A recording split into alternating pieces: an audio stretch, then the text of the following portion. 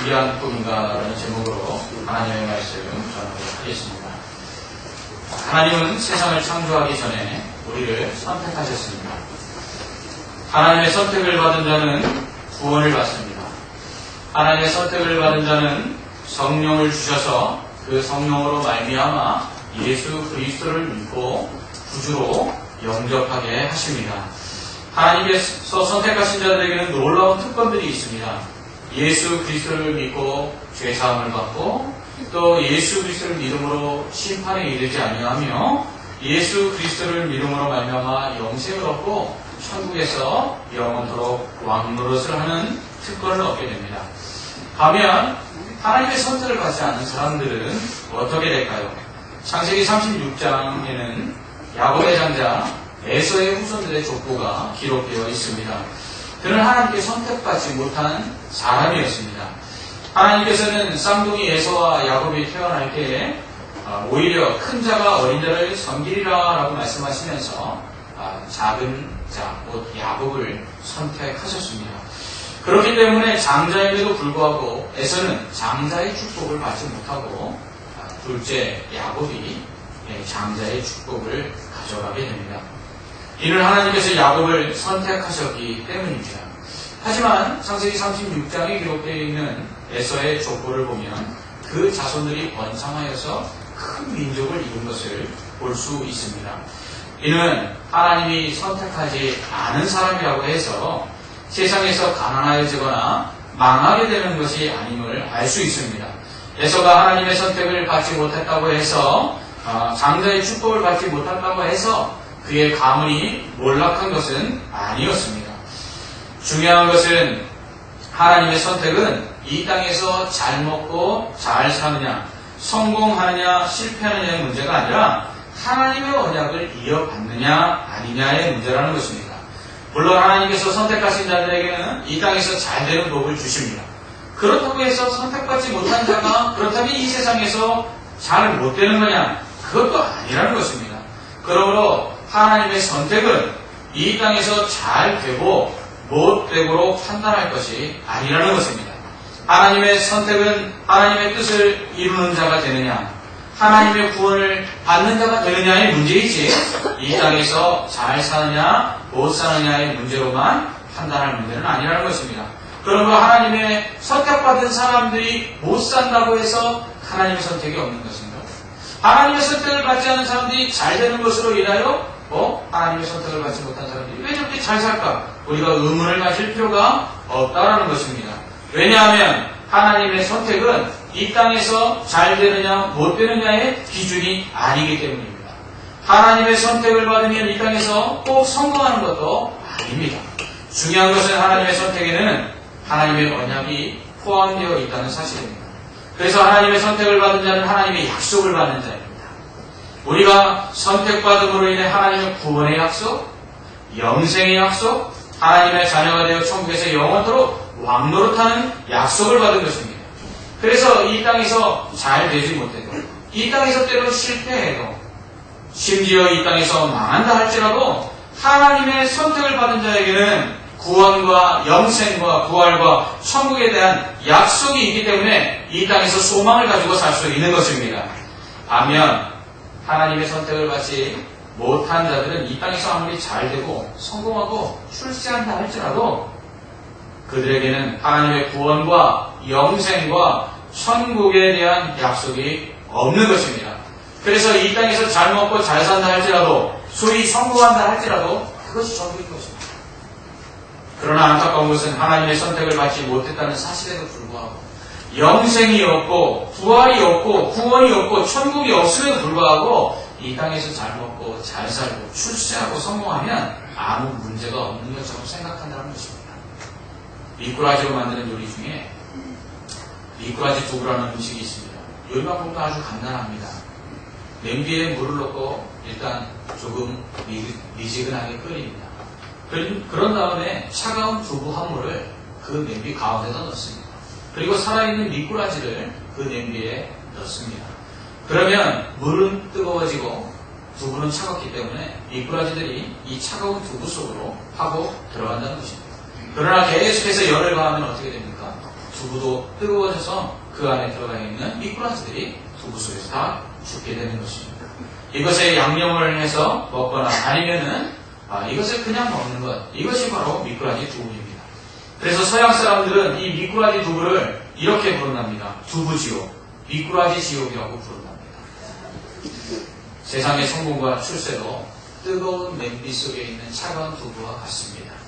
사람들은 세상이 멸망을 향해서 심판을 향해서 가고 있음에도 불구하고 세상의 성공과 출세라는 이 안락함 속에 젖어들어서 그 속에 들어가 심판받고 멸망할 세상이 오지 않을 것이라고 생각하고 산다는 것입니다. 그러다 마지막 심판날과 멸망의 날에 결국 죽음을 얻게 되는 것이죠. 에서와 그의 후손들의 성공과 번창의 조건은 야곱의 자손들의 조건보다 훨씬 나아 보인다 할지라도 결국 그들에게는 아브라함의 언약이 없었던 것입니다. 그러므로 그들의 성공과 번창의 족보, 에서의 족보에는 결국 하나님의 아브라함에게 주신 언약에서 죄진 자들의 족보에 불과하다는 것입니다. 그러므로 믿는 자는 세상의 성공과 출세보다 하나님의 선택과 약속에 대한 축복이 더 중요한 것을 알아야 합니다. 이렇게 하나님의 선택을 받지 못한 에서와 그의 후손들이 번창하여 큰 민족을 이루게 된 창세기 36장을 지나면 창세기 37장에는 선택받은 야곱의 족보가 나옵니다. 창세기 37장 2절은 야곱의 족보는 이러하니라 라고 말씀하고 있습니다. 그래서 37장을 읽으면서는 이제 선택받지 못한 에서의 그 후손들의 족보도 이렇게 번창했는데 선택받은 야곱의 그 후손들의 족보는 얼마나 번창할까 기대감을 가지고 이제 읽어나가려고 마음을 가지고 시작하지만 그러나 뒤이어 나오는 이야기들은 오히려 에서의 족보보다 훨씬 더 못한 야곱의 아들들 사이에 갈등의 이야기가 나오고 있다는 사실입니다. 야곱은 하나님께서 에서 대신 택하신 자였습니다. 그래서 이삭의 뒤를 이어 아브라함의 언약의 상속자였습니다. 그런데 창세기 37장 야곱의 족보는 이러한 선택받은 야곱의 그 족보가 에서의 족보보다 훨씬 더 못한 이야기들로 가득 차 있습니다. 아니 하나님께서 선택하셨으면 적어도 에서보다는 더 잘 해야 될 텐데 에서보다 훨씬 더 못한 더군다나 택함받은 야곱의 자손들의 이야기는 에서의 족보에는 나오지도 않은 형제가 형제를 종으로 팔아버리고 그리고 서로 미워하는 막장 드라마의 이야기가 나오고 있다는 것입니다. 왜 하나님께서 선택하신 자의 집안이 왜 이 모양일까요? 이것은 하나님께서 택하신 자라고 해서 특별하거나 완벽하지 않다는 것을 말씀하고 있는 것입니다. 그렇다면 하나님께서는 왜 이렇게 불완전하고 연약한 자를 택하셨습니까? 그것은 불완전하고 연약한 자를 택하셔서 하나님의 뜻을 이루신다는 그렇게 하나님께서 신실하시다는 것을 보여주기 위함입니다. 야곱의 족보는 불완전하고 연약한 자를 통해서 하나님의 언약의 계획들이 어떻게 그 하나님의 전적인 사랑과 은혜 가운데 신실하게 이루어집니다. 하나님의 성실하심을 보여주고 있는 것입니다. 예수 그리스도를 믿는 우리도 마찬가지입니다. 여러분 우리가 특별해서 선택받았습니다. 예수 믿는다고 해서 우리가 완전합니까? 아닙니다. 우리도 야곱과 다를 바가 없습니다. 야곱의 아들들과 다를 바가 없습니다. 우리는 특별하지도 않고 완전하지도 않습니다. 그러나 하나님은 우리를 통해서 하나님의 놀라운 은혜와 사랑을 보여주시고 또 하나님의 뜻을 이루어 나가기를 원하시는 것입니다. 그렇습니다. 하나님께서 택하셨는데 왜 나는 구원받은 자에도 불구하고 이렇게 연약하고 늘 온전치 못할까? 고민하는 분들 계실 것입니다. 나는 언제쯤이나 성숙한 신앙의 모습을 가지고 하나님의 영광을 위해서 살까? 고민하는 분들 계실 것입니다. 오늘 말씀은 그런 우리를 위로하고 있습니다. 하나님께서는 우리처럼 불완전하고 연약한 자들을 택하셔서 하나님의 완전하심을 드러내시고 하나님의 그 성실하심을 나타내기를 원하시는 것입니다. 이것이 은혜죠. 그러므로 우리는 신실하신 하나님, 성실하신 그 하나님의 은혜를 떠나서는 우리는 아무것도 할 수 없다는 것을 알아야 합니다. 우리가 온전하고 완전하기 때문에 우리가 뭔가 특별하기 때문에 하나님께서 우리를 택하셔서 구원하시고 우리에게 하나님의 놀라운 계획들을 이루시려고 하는 것이 아니라 하나님의 그 전능하신 능력과 그 하나님의 신실하심과 그 하나님을 의지하고 살지 아니하면 우리는 아무것도 할 수 없는 자라는 것을 알게 하시고, 그러한 우리들을 통해서 오히려 하나님의 그 전능하신 능력을 나타내기를 원하셔서 우리를 선택하셨다는 사실을 우리는 기억해야 합니다. 이렇게 불완전하고 연약한 야곱을 선택하사 하나님의 신실하심과 성실하심을 보여주시지 않으셨다면 야곱의 인생은 어떠했을까요? 야곱은 정말 말 그대로 속이는 자로 계속해서 살아갔을 것입니다. 그러므로 하나님이 선택하셨다고 해서 하나님께서 선택하신 것만 믿고 막 살아도 되는 것은 아닙니다. 하나님은 선택하신 야곱이 하나님의 뜻을 이루고 살기를 원하시고 또 그에 합당한 자로 살기를 원하셔서 그 한독교를 쳐서라도 그를 야곱에서 이스라엘로 바꿔주셨습니다. 그렇습니다. 불완전하고 연약한 우리들을 통해 하나님의 놀라운 구원의 계획과 그리고 하나님의 놀라운 섭리들을 이 땅에 나타내기를 원하시는 하나님은 우리가 막 살기를 원하지 않으시고 그 하나님의 말씀과 그 하나님의 뜻에 합당하게 살아가기를 원하고 계십니다. 그렇다면 이렇게 불완전하고 연약한 야곱과 그 아들들의 그 이야기 어디에서 출발하는 것일까요?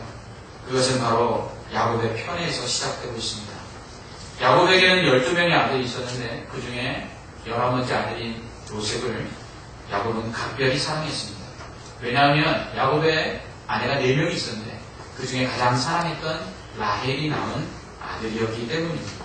또한 노년에 얻은 아들이었기 때문에 다른 아들들보다 더 사랑했습니다. 그래서 요셉에게는 채색옷을 지어 입혔습니다. 채색옷은 색깔이 있는 옷으로 소매가 달린 긴 드레스와 같은 옷입니다. 당시에는 소매가 없는 옷을 입었고 염색이 되지 아니한 그러한 색깔 없는 무지의 옷을 입는 것이 보통이었습니다. 이러한 채색 옷은 왕족이나 그리고 족장의 후계자들이 입는 옷이었습니다. 그렇다면 야곱이 요셉에게 채색 옷을 입혔다는 것은 장자 루벤이 있음에도 불구하고 요셉을 장자로, 자신의 후계자로 생각했다는 것입니다. 이 때문에 요셉은 형들에게 시기를 받았습니다. 이렇게 야곱의 각별한 사랑을 받은 요셉은 형들의 잘못을 아버지에게 일러바쳤습니다. 그로 인해서 형들의 미움을 받았고 그리고 형들은 그를 편안하게 대할 수가 없었습니다. 그러다 형들이 요셉을 더 미워하는 사건이 일어나게 됩니다.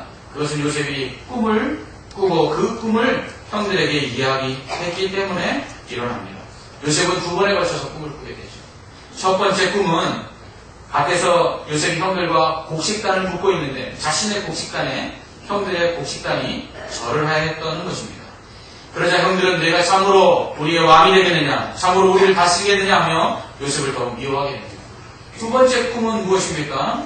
해와 달과 11별이 자신에게 절하는 꿈이었습니다. 그 꿈을 꾸고 그것을 형들과 아버지에게 이야기하자 아버지조차도 그를 꾸중하면서 야 그렇다면 나와 내 어머니와 내 형들이 너에게 절을 한다는 말이냐? 라고 그를 꾸짖었습니다.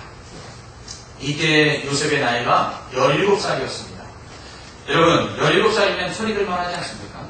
이스라엘 사람들은 12살이 되면 성년식을 거행합니다. 17살이면 장가를 갔을 나이도 됩니다. 그런데 이 17살의 이 청년이 지금 하는 행동들을 보십시오. 얼마나 철부지 어린아이와 같습니까? 아버지의 사랑을 받는다는 이유만으로, 자신이 채색옷을 입는다는 이유만으로 형들의 잘못을 아버지에게 이야기하고 그리고 형들 앞에서 자신의 꿈을 이야기하며 형들보다 잘 될 것에 대하여 자랑하고 있습니다.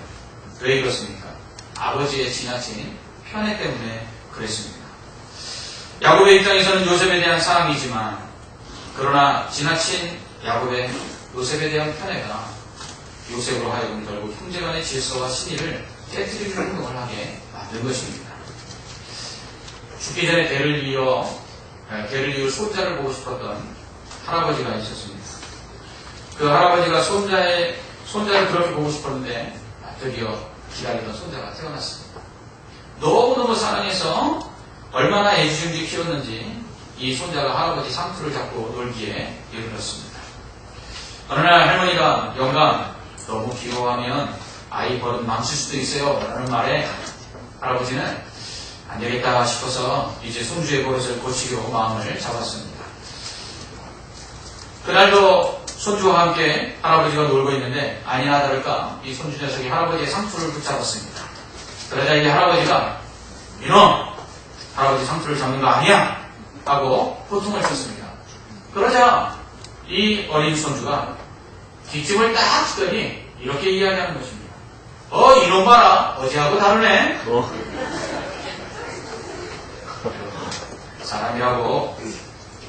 사랑이라고 다 좋은 것이 아닙니다. 사랑에도 도가 있습니다. 야곱은 요셉에 대한 정도를 무시하는 사랑을 한 것입니다. 그로 인해 형제간의 신의와 그리고 사랑이 깨지고 미움과 시기만 생겨났던 것입니다. 율법에 보면 어떤 사람이 두 아내가 있는데 하나는 사랑을 받고 하나는 미움을 받다가 그 사랑받는 자와 미움받는 자가 둘 다 아들을 낳았다 하자. 그 미움받는 자의 아들이 장자이면 자기의 소유를 그의 아들들에게 기업으로 나누는 날에 그 사랑을 받는 자의 아들을 장자로 삼아 참 장자, 곧 미움을 받는 자의 아들보다 앞세우지 말고 반드시 그 미움을 받는 자의 아들을 장자로 인정하여 자기의 소유에서 그에게는 두 몫을 줄 것이니 그는 자기의 기력의 시작이다. 장자의 권리가 그에게 있음이니라 라고 주장하고 있습니다. 그렇습니다. 결국 야곱은 아들들을 사랑하는 데 있어서 하나님이 주신 원리마저도 깨뜨린 것입니다. 자신의 그러한 잘못된 사랑으로 인해서 자식들이 갈등을 겪고 있고 아픔을 겪고 있는 것을 보지 못했습니다. 결국은 그로 인해 자녀들 간의 그 갈등과 불화로 인해 요셉이 종으로 팔려간 후 수십 년 동안 야곱은 요셉을 보지 못하고 슬픔 속에 살아가게 됩니다. 자녀들의 성장에서 가장 중요한 역할을 하는 것은 주위의 사람들, 특별히 부모님의 사랑입니다. 자신의 성장을 즐겁게 지켜봐주고 격려해주는 눈길이 없으면 환경을 탐색할 호기심도 새로운 것을 배워볼 의욕도 시들해지기 마련입니다. 뿐만 아니라 자녀들은 편애를 받게 되면 결국 그 속에서 부모와의 관계로 소원해지게 되는 것입니다. 야곱의 잘못된 편애는 절제 없는 자식 사랑에 유형이라 할 수 있습니다. 이는 자녀들이 마음에 상처를 줄까 또는 좌절할까봐 매사에 자식들 위주로 기르는 것인데요. 이런 대우를 받은 자식들은 왕자병이나 공주병에 걸리게 되는 것입니다. 그로 인해서 다른 사람이 좋은 대우를 하는 것을 당연하게 느끼고 감사하지 못하고 다른 사람이 조금만 자기를 힘들게 해도 낙심하거나 좌절하는 것입니다. 요셉의 경우가 여기에 해당했습니다. 아버지의 이 절제 없는 무분별한 사랑 가운데 이 요셉은 형들의 그 잘못을 아버지에게 고해바치는 고자질량이가 됩니다. 그러나 이 형들을 고자질하는 요셉에 대하여 아버지는 어떻게 했습니까? 오히려 꾸짖고 그렇게 하면 안 된다라고 하지 아니하고 오히려 요셉이 일러바친 그 아들들의 잘못을 하나하나 들추어내고 그 자식들을 책망했던 것 같습니다. 그러니까 형들이 이 요셉을 대할 때 편히 말할 수가 없던 것입니다. 여러분, 왜 이렇게 야곱이 요셉을 편애했을까요? 그것은 그가 편애를 받으며 자랐기 때문입니다. 이삭과 리브가가 서로 두 아들들 중에 각자 사랑하는 아들들이 달랐습니다. 이삭은 에서를 사랑했고 리브가는 야곱을 사랑했습니다. 어느 정도까지? 장자 에서가 아버지 이삭에게 축복을 받는 그때 자식을 편애했던 리브가는 자기가 사랑하는 야곱이 아버지와 형을 속여서라도 축복받기를 원해서 아버지와 형을 속이라고 부추깁니다. 여러분, 부모의 잘못된 사랑은 이처럼 사랑의 악순환을 만드는 것입니다. 저는 여기서 인간의 사랑이 얼마나 한계가 있는가를 알 수 있었습니다. 그래도 사랑하면 부모의 사랑이, 자식에 대한 부모의 사랑이 인간이 할 수 있는 최고의 사랑 아닙니까? 그럼에도 불구하고 부모가 자녀를 사랑하는 것이 얼마나 한계가 있는가를 오늘 말씀 우리에게 가르쳐주는 것입니다. 부모가 자녀를 사랑했지만 그럼에도 불구하고 왜 사랑받는 자녀들이 탈선을 하고 오히려 문제가 됩니까? 그것은 인간의 사랑은 한계가 있기 때문입니다. 연인 간의 사랑은 어떻습니까? 부부 간의 사랑은 어떻습니까? 형제 간의 사랑은 어떻습니까? 또한 친구나 이웃 간의 사랑은 어떻습니까? 이러한 인간의 사랑은 모두 한계가 있습니다. 그렇다면 이러한 인간의 사랑에 비해 하나님의 사랑은 얼마나 큰가? 이것을 오늘 말씀이 우리에게 나타내 보여주고 있는 것입니다. 아버지 야곱의 사랑은 요셉으로 하여금 형제들의 미움을 받게 만들었습니다. 그러나 그로 인해서 애굽의 종으로 팔려간 요셉, 얼마나 형들이 미웠겠습니까? 하지만 그는 그곳에서 하나님의 사랑과 은혜를 깨닫고 형제를 용서하게 됩니다. 나중에 형제들이 애굽에 팔려간 요셉이 애굽의 총리가 되어 만나게 되었을 때 형들이 그 요셉을 두려워하지 않습니까? 요셉이 그들에게 복수하지 않을까? 그렇게 염려하며 걱정했습니다. 하지만 요셉은 형들에게 당신들이 나를 이곳에 팔았다 해서 근심하지 마소서. 한탄하지 마소서.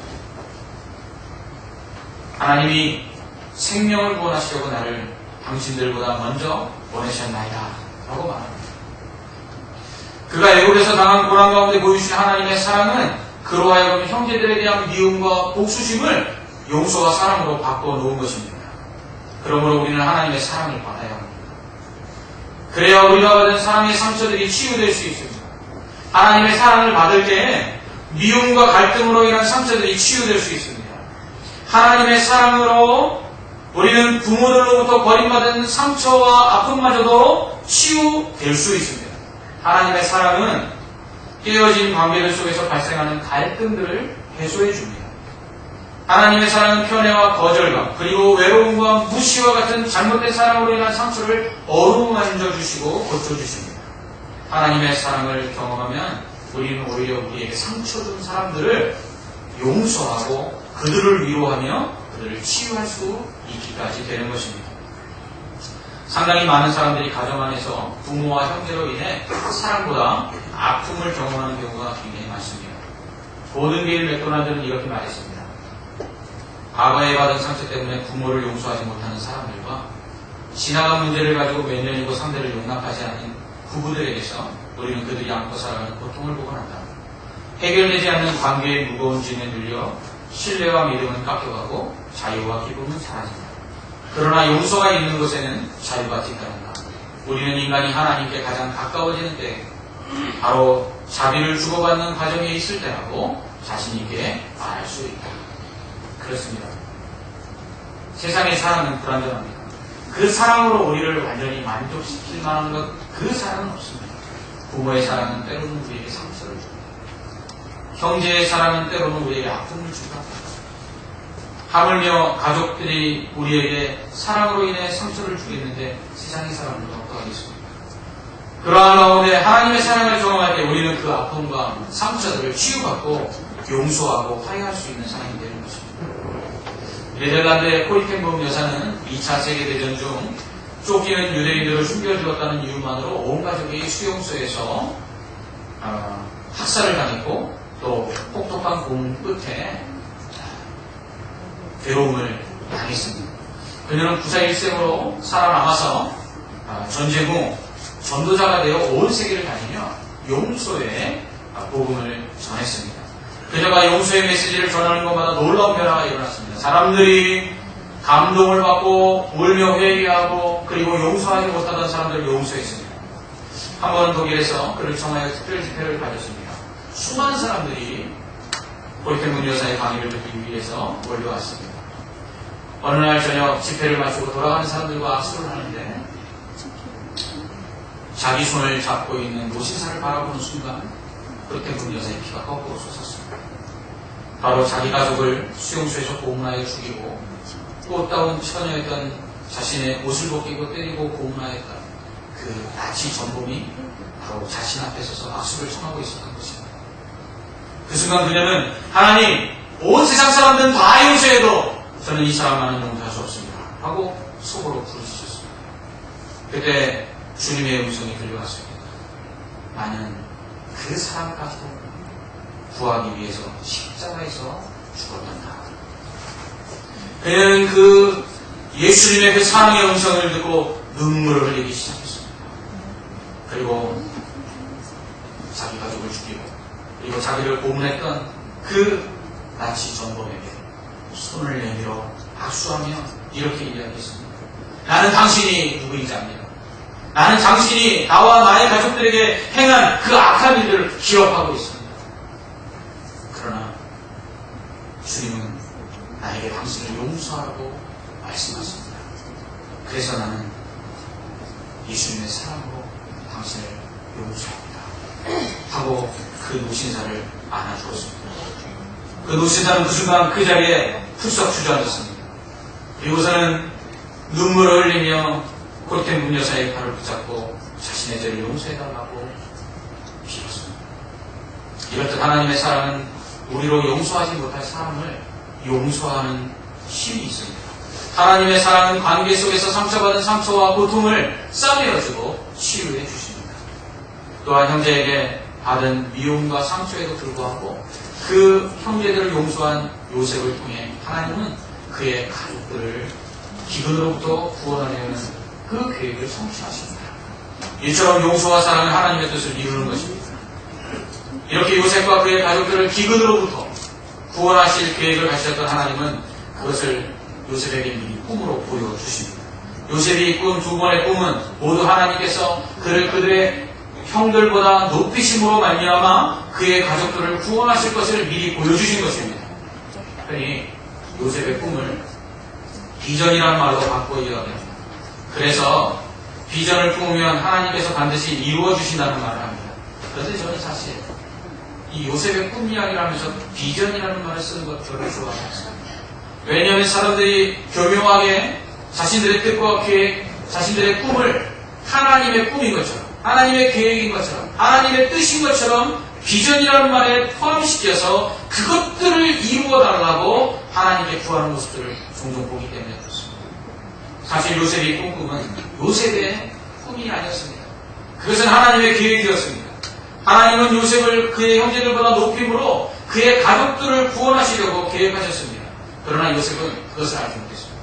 단지 그는 그 꿈을 통해서 자신이 형들보다 성공할 것이라고, 자신이 형들보다 출세할 것이라고만 생각했습니다. 그것이 기뻤던 것입니다. 자기를 갈세하고 아버지의 사랑을 받는다는 이유만으로 자기를 미워하는 그 형들보다 출세하여서 보란듯이 그 형들 앞에 자랑하기를 그는 원했던 것입니다. 그러나 그가 애굽에 내려가서 애굽의 총리가 되어 형들이 그들 앞에 절하는 그 순간 그는 깨달았습니다. 아하, 내가 꾼 꿈이 이루어진 것을. 형들 위에 높이 불림받고 형들에게 자랑하기 위한 것이 아니라 이들을 살리기 위해서 하나님께서 나에게 꾸게 하신 꿈이었구나. 그것을 그는 깨달은 것입니다. 여러분은 어떤 꿈을 꾸고 계십니까? 여러분은 요셉처럼 모든 사람이 여러분 발 앞에 엎드려 절하기를 원하는 그러한 꿈을 꾸고 계십니까? 성공하기를 원하십니까? 출세하기를 원하십니까? 그런데 그 모든 것들이 나를 발시하고 무시하고 나를 미워하던 사람들에게 보라는듯이 자랑하기 위한 그러한 출세요 성공입니다.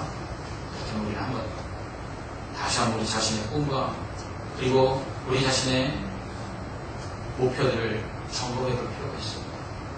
자신이 형들보다 높아질 것만을 생각했을 때 요셉은 형들의 미움을 받았습니다. 그러나 그가 정작 높아졌을 때 그는 형들을 보살펴 만한 자리에 자신이 올라와 있음을 알게 되었습니다. 하나님은 우리가 높아지기를 원하십니다. 우리를 높이심으로 하나님의 영광을 드러내기를 원하십니다. 그러나 하나님은 우리가 높아짐을 통해 사람들의 존경을 받는 것으로 끝나기를 원치 않는다는 것을 기억해야 합니다.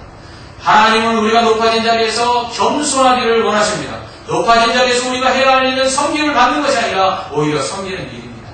이것이 요셉이 꾼 꿈의 원래 목적입니다. 이러한 꿈을 하나님은 우리가 꾸기를 원하십니다. 그 꿈은 우리 자신만을 위한 출세와 성공이 아니라 하나님의 구원과 하나님의 계획을 이루기 위한 하나님의 꿈입니다. 요셉이 꾼 꿈은 요셉의 꿈이 아니라 바로 하나님의 꿈이었습니다. 하나님은 오늘도 우리를 통해 꿈꾸고 계십니다. 구원받은 하나님의 사람들이 높아지기를 원하십니다. 구원받은 하나님의 사람들이 존경받기를 원하십니다. 그러나 그것을 통해 그 성공과 출세에 도취되어서 사람들에게 높임을 받고 존경받는 것에 안주하기를 원하시는 것이 아니라 오히려 자신을 미워하고 자신을 시기하고 자신에게 상처 주었던 사람들을 오히려 살리고 그들을 미워하고 그들을 사랑하기를 하나님은 원하고 계신 것입니다. 사랑하는 성도 여러분, 믿는 자는 성공해야 합니다. 믿는 자는 출세해야 합니다. 여러분 부자 되시기 바랍니다. 높아지시기 바랍니다. 그것을 꿈꾸시기 바랍니다. 그러나 그 꿈이 자신만을 위한 꿈이 되어서는 안 됩니다. 성공과 출세와 부와 존귀를 얻은 후에 그것을 이루게 하신 하나님의 뜻이 무엇인지 우리 기억해야 합니다. 믿음을 가진 정치인들과 고위공직자들이 자신들의 사기사욕을 위해 비리를 저지름으로 인해서 하나님의 영광을 가리는 것을 우리는 수없이 보았습니다. 소위 성공한 목회자라고 하는 대형교회 목회자들이 그 부흥과 목회의 성공에 도취되어서 맛을 잃은 소금처럼 생인들에게 그 입에 오르내리며 손가락질 받으며 하나님의 영광을 가리는 것이 얼마나 안타까운 일입니까? 여러분, 우리가 왜 높아져야 합니까? 왜 성공해야 합니까? 나를 미워하는 사람들 때문입니다. 내가 왜 높아져서 출세해야 합니까? 나를 사랑하지 아니하고 나를 원수처럼 여기는 그들에게 하나님의 사랑을 증거하고 하나님의 뜻을 알려주기 위해서입니다. 여러분, 꿈꾸십시오. 그러나 그 꿈이 여러분 자신만을 위한 꿈이 아니라 하나님의 꿈이 되기를 원합니다. 하나님은 그 꿈을 반드시 이루어 주실 것입니다. 그래서 우리를 통해서 하나님께서는 우리가 사랑하지 못하는 사람, 용서하지 못하는 사람, 우리를 미워하는 사람, 우리에게 상처 준 사람, 오히려 그 사람들을 구원하고 그 사람들에게 하나님의 은혜를 나타내며 그 사람들에게 하나님의 영광을 나타내기를 원하고 계십니다. 누구를 위한 꿈을 꾸고 계십니다. 기도하겠습니다. 사랑하는 하나님 아버지, 오늘 요셉의 꿈을 생각해 보았습니다. 그 꿈은 형들을 위한 꿈이었음을 요셉이 알게 됩니다. 하나님, 우리는 꿈을 꿉니다. 우리를 업신여기고 우리를 무시하는 자들 두고 봐라. 나중에 잘 되면 내가 어떻게 너희들을 대하는지 그때에 너희들이 알 것이다 하는 생각을 가지고 때로는 출세와 성공을 염두에 둘 때가 있습니다. 그러나 하나님, 우리의 성공과 출세가 우리 자신만을 위한 것이 아닌 걸 알게 하여 주시옵소서. 하나님의 뜻을 나타내고 하나님의 구원을 나타내고 하나님의 사랑을 나타내기 위해서 우리를 높이고 우리로 존귀하게 하시기 위한 하나님의 꿈이 있음을 기억하고 하나님, 우리가 그 꿈을 꾸게 하여 주시옵소서. 예수님 이름으로 기도합니다. 아멘.